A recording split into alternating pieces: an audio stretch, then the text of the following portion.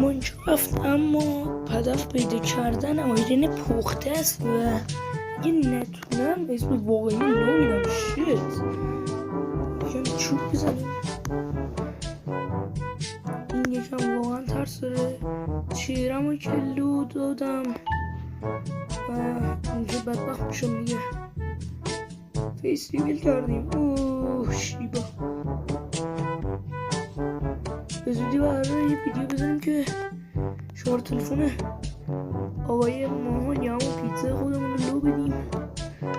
مطمئنم قرار من پاره کنه ولی خب حالا برای من مهم نیست. با کم بدیم چه وقت نداریم.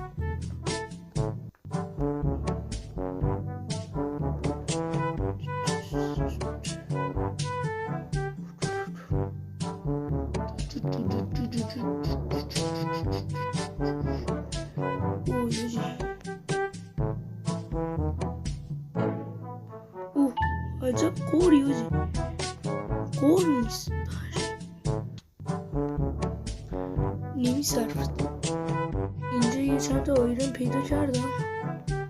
فقط نیاز دارم به سنگ. سه دو خیلی خوب.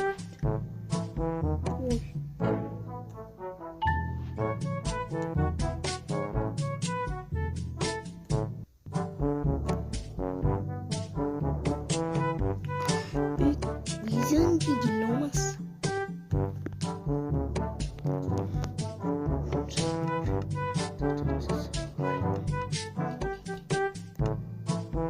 اینجا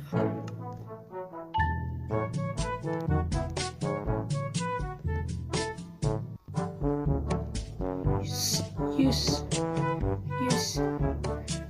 یه دونه رو بدون. بسم الله الرحمن الرحیم. بدون فوری. یس ایزی